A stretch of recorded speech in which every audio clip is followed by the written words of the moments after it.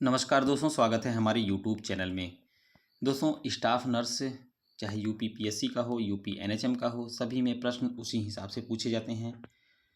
Video को अंत तक देखिएगा दोस्तों, सभी प्रश्न बहुत ही महत्वपूर्ण हैं। आपके लिए बहुत मेहनत से यह प्रैक्टिस सेट लेकर आया हूँ। मैराथन क्लास चल रही है। सबसे पहले वीडियो को एक लाइक करिएगा। चैनल पर नए तो सब्सक्राइब दोस्तों ज़रूर कर लीजिएगा और वीडियो को ज़्यादा से ज़्यादा शेयर करिएगा। चलिए दोस्तों, हम जो है प्रश्न की तरफ बढ़ते हैं। प्रश्न विशाल प्रश्न लेकर आया हूँ दोस्तों, ढेर सारे प्रश्नों का संग्रह है। एएनएम, फार्मासिस्ट, लैब टेक्नीशियन और स्टाफ नर्स, यह सब क्लास हमारे चैनल पर चलती है, तो चैनल को सब्सक्राइब जरूर करके रखें दोस्तों। इंपॉर्टेंट प्रश्न आप लोग को बताए जाएंगे। चलिए प्रश्न की तरफ बढ़ते हैं। यह प्रश्न जो बताने जा रहा हूँ दोस्तों, एएनएम में भी पूछे जाते हैं ऐसे ही, और स्टाफ नर्स के लिए भी रहते हैं, तो लेक्चर को एकदम मिस ना करिएगा दोस्तों। पहले प्रश्न की तरफ बढ़ते हैं। किस प्रकार के हेपेटाइटिस में वर्टिकल फैलाव होता है? तो किस प्रकार का हेपेटाइटिस में दोस्तों? हेपेटाइटिस बी में होता है। ऑप्शन पहला हो जाएगा। मैराथन क्लास है दोस्तों, फटाफट जो है हम लोग रिवीजन करेंगे, समय एकदम बहुत कम बचा हुआ है। अग्नाशय का कौन सा कार्य पित्ताशय से आंत में पित्त स्रावित होने को बढ़ाता है दोस्तों? तो यह होता है आपका चोलागोग क्रिया, जिसको हम कहते हैं। ऑप्शन सी हो जाएगा। इनमें से कौन सा एक कार्य मतलब यकृत लीवर का है? प्लाज्मा प्रोटीन, क्वेश्चन है तीसरा। हाँ दोस्तों, प्लाज्मा प्रोटीन का सिंथेसिस होना यही लीवर का कार्य है, बाकी नहीं है। छोटी आंत का सबसे अंतिम हिस्सा निम्नलिखित में से कौन सा है? तो छोटी आंत का सबसे छोटा हिस्सा जो है यह है लाघवांत्र है। औषधि का अवशोषण किस भाग में सबसे अधिक होता है? तो यह छोटी आंत में ही होता है दोस्तों, जो दवाइयों का अवशोषण ज़्यादा करके होता है। लौह तत्व की कमी से उत्पन्न एनीमिया रोग से पीड़ित बच्चे में क्या लक्षण दिखाई देता है दोस्तों? तो यह जो है आपका मांसपेशियों में ह्रास और सक्रियता के स्तर में कमी, यह दोनों दिखाई देता है। क्वेश्चन नंबर 7 पे चलते हैं। शिशु में तेज दस्त के देखे जाने वाले लक्षण हैं, सातवां है, तो कौन कौन से हैं दोस्तों? दबी हुई तालू जो है यही दस्त के लक्षण है। जब पेट झड़ता है दोस्तों, डायरिया वगैरह हो जाता है। सबसे सामान्य प्रकार का मस्तिष्क ट्यूमर है, तो सबसे सामान्य प्रकार का मस्तिष्क ग्लियोमा जो होता है दोस्तों। जलातंक रोधी टीके का सबसे उपयुक्त स्थान है, तो कौन सा है दोस्तों? कंधे की त्रिकोण पेशी। क्वेश्चन नंबर 10 पे चलते हैं। क्वेश्चन नंबर 10वां पूछ रहा है दोस्तों, AB रक्त वर्ग वाला एक व्यक्ति, बहुत बढ़िया क्वेश्चन है, किसी भी वर्ग से रक्त ले सकता है, इसमें क्या सही है? सही बात है दोस्तों। वयस्कों में हिमेटोपोएसिस कहाँ पाए जाते हैं? तो हिमेटोपोएसिस जो होता है दोस्तों, लाल अस्थि मज्जा में पाए जाते हैं, आरबीसी में, जिसको हम कहते हैं हिमेटोपोएसिस जो होता है। यसे नोड कहाँ पर स्थित होता है दोस्तों? Sinoauricular node. और पाया कहाँ जाता है? हृदय में पाया जाता है, हार्ट में पाया जाता है दोस्तों। तो यह दायां आलिंद पर ही होता है। क्वेश्चन नंबर 13 पर चलते हैं। एक 20 वर्षीय वयस्क में सामान्य सिस्टोलिक रक्तचाप कितना होता है? एक सिस्टोलिक होता है दोस्तों, एक डायस्टोलिक होता है। तो 120 mmHg होता है सिस्टोलिक, सामान्य की बात हो रही है। 13वां क्वेश्चन नंबर 14 पे चलते हैं। वयस्क के लिए सामान्य सिस्टोलिक व डायस्टोलिक रक्तदाब कितना होता है दोस्तों? तो 120/80 होता है। आपका ऑप्शन डी हो जाएगा। यकृत द्वारा स्रावित एक प्रतिस्पंदन क्या है? तो क्या है दोस्तों? हेपैरिन जो होता है यकृत से ही स्रावित होता है, जिसके कारण रक्त का स्पंदन होता है, मतलब थक्का जमता है। निम्नलिखित में कौन सा आयन रक्त का थक्का बनाने में सहायक होता है? तो कौन सा होता है दोस्तों? बहुत बढ़िया क्वेश्चन है आपका। क्वेश्चन नंबर 16वां। तो रक्त का थक्का जमाने में, देखिए इसमें बहुत लोग कंफ्यूज हो जाते हैं, लगा देते हैं पोटेशियम आयन। ठीक, पोटेशियम नहीं दोस्तों, कैल्शियम आयन। यहाँ आयन की बात हो रही है, ना कि विटामिन की बात हो रही है, यहाँ आयन की बात हो रही है। तो क्वेश्चन नंबर 16 का ए हो जाएगा। कैल्शियम आयन जो है रक्त का थक्का बनाने में सहायक होती है। मानव रक्त प्लेटलेट छोड़ते हैं, रक्त के थक्के बनाने में मदद करते हैं। बहुत बढ़िया क्वेश्चन है दोस्तों। जब आपका प्लेटलेट एकदम सही रहेगा तो रक्त का थक्का फट से बन जाएगा। अधिकतर आप देखते हैं जब इंजेक्शन नस में लगाया जाता है तो कुछ देर के बाद वहाँ से रक्त स्रावित नहीं होता है। क्यों? क्योंकि आपका प्लेटलेट बराबर है, तुरंत जो है रक्त का थक्का बना लिया है दोस्तों। तो मानव रक्त प्लेटलेट की यहाँ पर बात हो रही है। तो प्रोथ्रोम्बिन हार्मोन जो होता है दोस्तों, यही आपका मदद करता है रक्त के थक्के बनाने में। मानव शरीर में कंठ को क्या कहा जाता है? तो मानव शरीर में कंठ को हम कहते हैं वॉइस बॉक्स कहते हैं, जहाँ से साउंड निकलता है। हाइपोथायराइडिज्म कौन से हार्मोन के मात्रा के सिक्रेशन के कारण होता है? तो यह दोस्तों होता है थायरॉक्सिन हार्मोन का कम होना। हाइपो मीन्स कम होता है। प्रोलैक्टिन हार्मोन किसके द्वारा निर्मित होता है? तो प्रोलैक्टिन हार्मोन जो होता है यह दूध से निर्मित होता है। ऑप्शन सी हो जाएगा।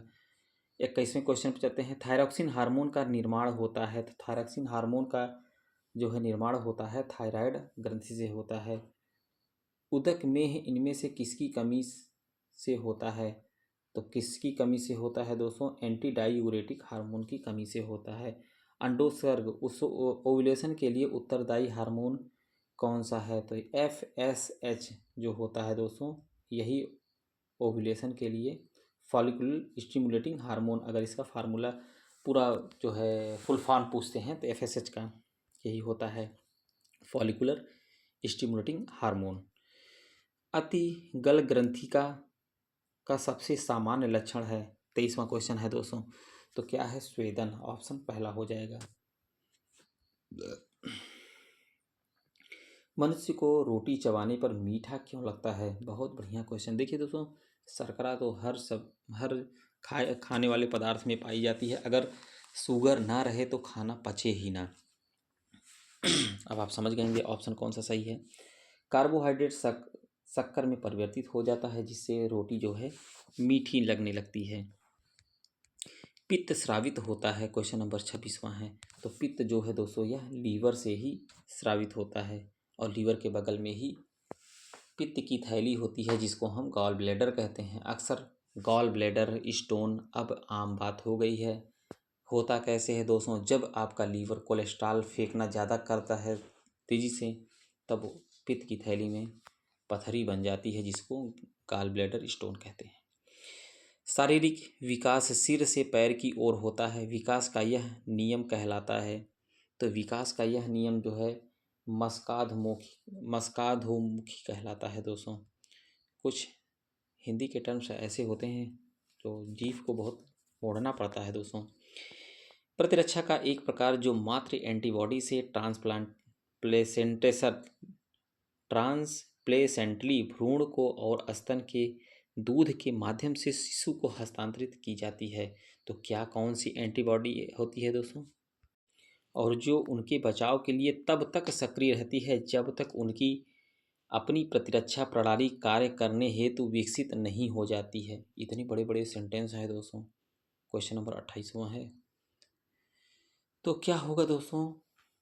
इसका ऑप्शन निष्क्रिय प्रतिरक्षा होता है। ऑप्शन डी हो जाएगा। स्टीवन जॉनसन सिंड्रोम की जटिलताओं में शामिल है। कौन कौन जटिलताओं में शामिल है? तो यह देखिए दोस्तों, आपका अनुपाचरित सेप्सिस ये भी सही है। केराटिक कंजक्टिवाइटिस ये भी सही है। कंजक्टिवल रिट्रैक्शन ये भी सही है। कार्नियल घाव ये भी सही है, यानी ऑप्शन आपका डी हो जाएगा। यह स्टीवन जॉनसन सिंड्रोम की जटिलता में शामिल है दोस्तों। क्वेश्चन नंबर 30 पे चलते हैं। 36 साल की मल्टी ग्रेविडा है जो 14 सप्ताह के गर्भ से है, उसे अल्फा भ्रूण प्रोटीन परीक्षण के लिए निर्देशित किया जाता है। एक अल्फा भ्रूण प्रोटीन परीक्षण का सूचक है। तो यह जो है तंत्रिका ट्यूब दोष होता है दोस्तों, वही है दोस्तों। माइनस मार्किंग भी है, आप बहुत संभाल के जो है करिएगा। भारत में मातृ मृत्यु का मुख्य कारण क्या है? तो भारत में मातृ मृत्यु का कारण जो है रक्तस्राव है। अक्सर जो है देखते होंगे दोस्तों, जब बच्चा पैदा होता है तो ब्लीडिंग बहुत होती है। अगर वही ब्लीडिंग ना रुके तो उसी को हम पोस्टपार्टम हेमरेज कहते हैं। उसी से एट द टाइम मृत्यु हो जाती है पेशेंट की। इसीलिए कहा जाता है कि रक्तस्राव रोके। गर्भाशय गुहा की लंबाई एवं स्थिति का आकलन करने के लिए प्रयोग किया जाने वाला उपकरण है। गर्भाशय गुहा की लंबाई एवं स्थिति का आकलन करने के लिए क्वेश्चन नंबर 32वां है। तो इसके लिए दोस्तों यूटेराइन साउंड होता है, उसी से हम पता कर पाते हैं। एक्लेम्पसिया के उपचार, बहुत बढ़िया क्वेश्चन। एक्लेम्पसिया के उपचार के लिए कौन सी ड्रग है? एक्लेम्पसिया, प्री एक्लेम्पसिया, ये सब टर्म्स आप तो आगे देखते रहेंगे दोस्तों। तो 33वें क्वेश्चन में जो पूछा उसका आंसर आपको बताया जा रहा है। एक्लेम्पसिया उपचार के लिए ड्रग्स जो होती है यह मैग्नीशियम सल्फेट होती है। ऑप्शन सी हो जाएगा। एक्लेम्पसिया में जो होता है दोस्तों, इसमें आप देखेंगे बीपी बहुत तेज़ बढ़ती है, ब्लड प्रेशर जिसमें हाइपरटेंशन होता है, एट द टाइम ये कब होता है दोस्तों? जब बच्चा पेट में रहता है, जब प्रेगनेंसी रहती है, 7, 8, 9वें महीने में यह देखा जाता है। भ्रूण के रक्त का नमूना निम्नलिखित स्थितियों में से किस प्रतिदृष्टि में जाती है? आपका बहुत बढ़िया क्वेश्चन है दोस्तों, यह 34वां। यह HIV पॉजिटिव महिला में जाती है। भ्रूण के रक्त का नमूना जो होता है, अक्सर जो है प्रेगनेंसी में HIV टेस्ट भी कराया जाता है। डायफ्राम या डच कैप का उपयोग करने के परिवार नियोजन उपाय को निम्न में कहा जाता है, तो क्या कहते हैं दोस्तों? तो वह विधि होती है दोस्तों, उसे हम कहते हैं बैरियर विधि कहते हैं। क्वेश्चन नंबर 36 चलते हैं। किस अवस्था में एरिथ्रोब्लास्टोसिस फिटैलिस रोग गर्भपात कर सकता है? बहुत बढ़िया क्वेश्चन है। ऐसे ही प्रश्न पूछे जाते हैं। तो RH प्लस पति तथा RH माइनस पत्नी है तो एरिथ्रोब्लास्टो फिटैलिस यानी गर्भपात हो सकता है। इसलिए RH फैक्टर टेस्ट भी होते हैं at the time pregnancy. Haemoglobin में कौन सी धातु होती है? तो हीमोग्लोबिन में सभी को पता है आयरन होती है दोस्तों। 37वां का 80। 38वां में क्या है? कोविड-19 संक्रमण के प्रसार को रोकने के लिए स्वास्थ्यकर उपाय है, तो क्या है दोस्तों? कोविड-19 के लिए हाथ धोना, आप देखे ही होंगे। किस मंत्रालय ने हाल ही में कुपोषण को नियंत्रित करने के लिए आयुष मंत्रालय के एक साथ समझौता किया है? तो किसने किया है दोस्तों? महिला एवं बाल विकास मंत्रालय ने। ऑप्शन डी हो जाएगा। जब 2 जीवित टीके की आवश्यकता हो तो इसे दिया जाना चाहिए। तो किसको दिया जाना चाहिए दोस्तों? एक साथ विभिन्न जगहों पर दिया जाना चाहिए। RCH चरण फर्स्ट के तहत प्रदान की जाने वाली आवश्यक वस्तु प्रसूति देखभाल निम्नलिखित सभी हैं, लेकिन एक को उसमें से छोड़कर दोस्तों। अब वह कौन है? देखिए, गर्भावस्था का प्रारंभिक पंजीकरण, ये तो एकदम फिट सही है आपका। सुरक्षित अस्पताल या घर पर प्रसव का प्रावधान, ये भी सही है। प्रसव काल के बाद 3 जांच का प्रावधान, ये भी सही है। लेकिन आपका ये बी वाला हमें गलत लग रहा है। एएनएम या चिकित्सा अधिकारी द्वारा न्यूनतम 10 जन्म पूर्व जांच का प्रावधान, यही गलत है आपका। नेक्स्ट पे चलते हैं। क्वेश्चन नंबर 42 पे। बाहरी कार्यक्रम हेतु छोटी मात्रा में टीके ले जाने के लिए उपयोग किए जाने वाले उपकरण को क्या कहते हैं? उसे हम कहते हैं वैक्सीन कैरियर कहा जाता है। ऑप्शन दूसरा हो जाए, सी वाला हो जाएगा दोस्तों। 43वें क्वेश्चन पे चलते हैं। दोस्तों, जिस बुक से मैं आप लोग को पढ़ा रहा हूँ, जो प्रैक्टिस सेट है, बहुत ही महत्वपूर्ण प्रैक्टिस सेट है ये। पक्षी आबादी में होने वाले बीमारी का प्रकोप को क्या कहा जाता है? जो पक्षी मतलब जो पक्षियों से होता है। क्वेश्चन नंबर 43वां, तो इसको हम कहते हैं इपोर्निथिक। ऑप्शन पहला हो जाएगा। क्वेश्चन नंबर 44 पर चलते हैं। पूरे देश में बीमारी के अचानक प्रकोप को क्या कहा जा सकता है? जैसे कोविड आया था, कोविड-19 महामारी कहते हैं दोस्तों। सतत विकास लक्ष्य गोल के अनुसार नवजात शिशु नियोनेट मृत्यु दर को कम करना है। कैसे दोस्तों? लेस देन 12 प्रति 1000 जीवित जन्म पर, अगर ऐसा है तो मृत्यु दर कम होगा, उसको हम सतत विकास लक्ष्य गोल कहते हैं। इसमें दिया है विट्यू सूचकांक प्रायः किसके वाहक के घनत्व को मापने के लिए किया जाता है? बहुत बढ़िया क्वेश्चन है दोस्तों। तो किसके लिए है? विट्यू सूचकांक जो है यह डेंगू के लिए है। ऑप्शन बी हो जाएगा। 47वें पे चलते हैं। गर्भावस्था के दौरान एएनएम को कम से कम कितने ANC विजिट करना चाहिए? तो दोस्तों 4 होना चाहिए। ऑप्शन सी हो जाएगा। नेक्स्ट पे चलते हैं। निम्नलिखित में कौन सी बीमारी एसिड फास्ट ब्लाइसिस AFB द्वारा कारित नहीं होती है? क्वेश्चन नंबर 48, तो यह जो होता है मोती झरा, यही नहीं होता है। पानी के उबालने से सभी जीवाणु मर जाते हैं केवल एक को छोड़कर, तो वह कौन सा है दोस्तों? स्पोर्स जो होते हैं यही नहीं मरते हैं, बाकी फंजाई बैक्टीरिया प्रोटोजोआ है सभी मर जाते हैं। रुधिर स्कंदन ब्लड क्लॉटिंग के लिए क्या आवश्यक है? अब यहाँ पर देखिए दोस्तों, अब यहाँ पर भी आयन की ही बात हो रही है। तो कौन सा आयन है दोस्तों? कैल्शियम आयन जो होता है यही है। शरीर में फास्फोरस पाया जाता है, तो शरीर में फास्फोरस जो है अस्थियों एवं दांतों में पाया जाता है। वीडियो को शेयर करते रहिएगा दोस्तों। क्योंकि बहुत कम समय बचा है, चाहे एएनएम के अभ्यर्थी हों चाहे स्टाफ नर्स के हों। मानव के लाल रुधिर कणों का जीवन काल होता है, तो लाल रुधिर कणों का जीवन काल 120 दिन होता है। नेक्स्ट पर चलते हैं। 53वां क्वेश्चन है दोस्तों, निम्नांकित एंजाइमों में से कौन सा सामान्यतया वयस्क मनुष्यों में विद्यमान नहीं है। क्वेश्चन नंबर आपका 53वां है।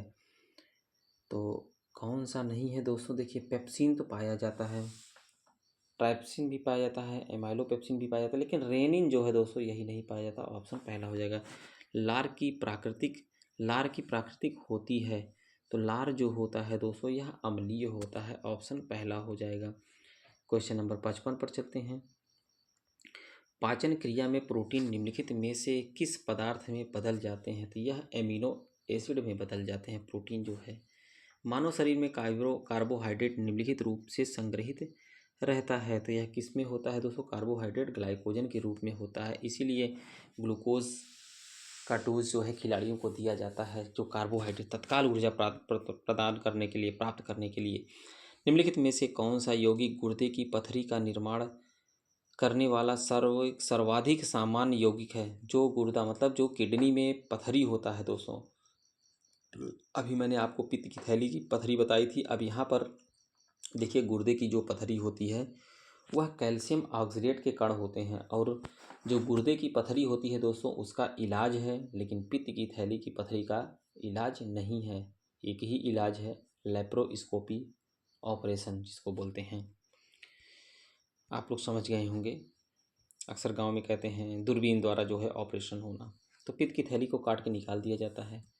काफ़ी समस्याएं होती हैं जब गाल ब्लैडर पित्त की थैली में पथरी होती है दोस्तों। तो एक मानव जीभ में औसतन कितनी स्वाद कलिकाएं मौजूद होती हैं। बहुत बढ़िया क्वेश्चन है दोस्तों, मतलब जीभ में कितनी स्वाद कलिकाएं होती हैं यह पूछा गया है। तो 2000 से 8000 स्वाद कलिकाएं होती हैं। 58 का ए हो जाएगा। 59 पर चलते हैं। फेफड़े की कुल वायु क्षमता होती है तो कितनी होती है, 6 से 8 लीटर होती है। मानव शरीर के किस अंग में रुधिर ऑक्सीजन युक्त होता है, तो यह फेफड़ा ही होता है।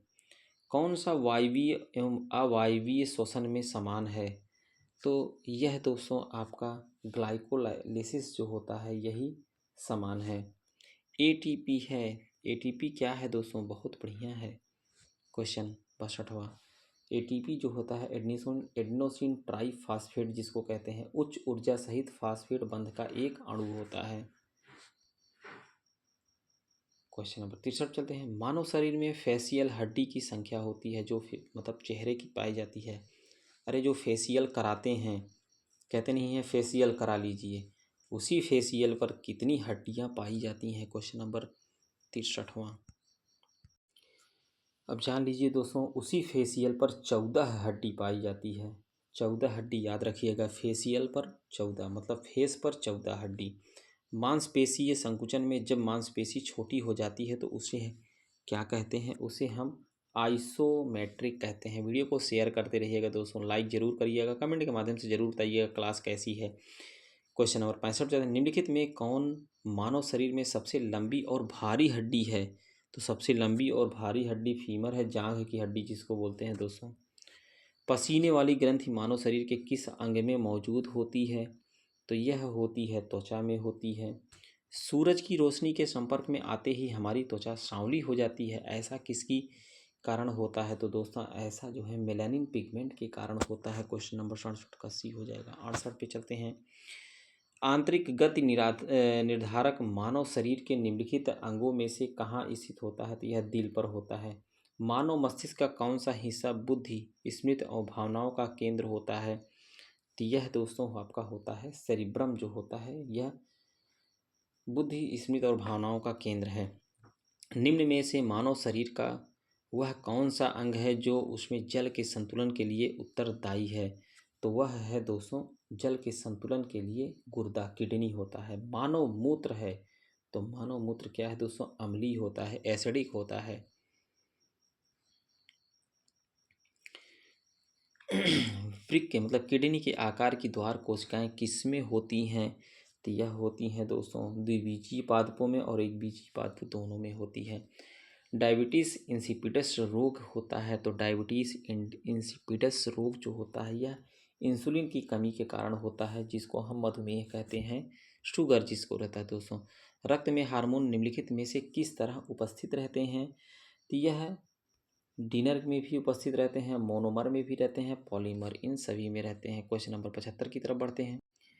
75वां क्वेश्चन है दोस्तों, मनुष्यों में त्वचा के रंग का नियंत्रण होता है। 75वां क्वेश्चन है, तो यह पॉलीजीन्स द्वारा ही होता है। ऑप्शन सी हो जाएगा। एक्यूट ओटाइटिस मीडिया का कॉजेटिव ऑर्गेनिज्म नहीं है, पूछ रहा है। क्वेश्चन नंबर 76वां, तो कौन सा नहीं है? देखिए दोस्तों, स्ट्रेप्टोकॉकस बीमारी भी है, स्टेप्लोकॉकस भी है, एच इन्फ्लुएंजा भी है, लेकिन मेनिनगोकॉकस जो होता है यही आपका एक्यूट ओटाइटिस मीडिया का नहीं होता है, जो कान में पाया जाता है दोस्तों। अक्सर में फंगल इन्फेक्शन भी हो जाते हैं, बैक्टीरियल इन्फेक्शन भी हो जाते हैं, आप देखे होंगे। एक्यूट ओटाइटिस मीडिया का लक्ष्य नहीं है। अब देखिए वही क्वेश्चन फिर आ गया है 77वां, तो यह लक्ष्य पूछ रहा है, कौन सा नहीं। देखिए दोस्तों, क्या क्या है? एक्यूट मध्यकर्ण संक्रमण ये भी है, बहरापन भी है, ओटोरिया, ये तीनों हैं, लेकिन सिनाइल डिफिनेस यही नहीं है। आपका ऑप्शन पहला हो जाएगा। मानव संरचना का अध्ययन किस विज्ञान के अंतर्गत किया जाता है? क्वेश्चन नंबर 78 है, तो शरीर विज्ञान के अंतर्गत किया जाता है। शरीर के सामने की ओर की संरचना को कहते हैं, तो शरीर के सामने की ओर की संरचना को कहते हैं सामने का भाग। ऑप्शन सी हो जाएगा। शरीर में मुख्यतः पाई जाने वाली गुफाएं, कैविटी जो होती है, कौन कौन सी है दोस्तों? वह 4 कैविटी हैं, 4 गुफाएं पाई जाती हैं। समान अध्ययन से कितने क्वेश्चन आपको बनेंगे दोस्तों? समान आकार के संदर्भ में वरुण हमारे सौर मंडल में स्थान पर आता है, वह कितने को थे दोस्तों? चौथे स्थान पर आता है। अबू धाबी की राजधानी कहाँ पर है? तो यह यूनाइटेड अरब अमीरात में है दोस्तों। ऑप्शन पहला हो जाएगा। अकबर के शासनकाल में सेनापति थे, तो अकबर के शासनकाल में सेनापति वीर बख्शी थे दोस्तों। किसने गुरिल्ला युद्ध के तरीके की शुरुआत की थी? गुरिल्ला युद्ध की शुरुआत दोस्तों शिवाजी ने किया था। यूनिवर्सल मानक समय का आविष्कार किसने किया था? क्वेश्चन नंबर 85वां है, तो वह दोस्तों सैंडफोर्ड फ्लेमिंग ने किया था। दोस्तों आज के लेक्चर में इतना ही। क्वेश्चन आपके सब्जेक्ट से जो प्रश्न बनते हैं वह, और सामान्य ज्ञान से जो प्रश्न बनते हैं वह आपको बताए जा रहे हैं। हिंदी से जो क्वेश्चन बनेंगे वह आपको अलग से लेक्चर हिंदी का चलेगा, उसमें आपको बताया जाएगा। वीडियो को ज़्यादा से ज़्यादा शेयर करिएगा दोस्तों। चैनल पर नए तो सब्सक्राइब जरूर कर लीजिएगा और एक लाइक करिएगा। मिलते हैं नेक्स्ट वीडियो में। वीडियो को अंत तक देखने के लिए बहुत बहुत धन्यवाद।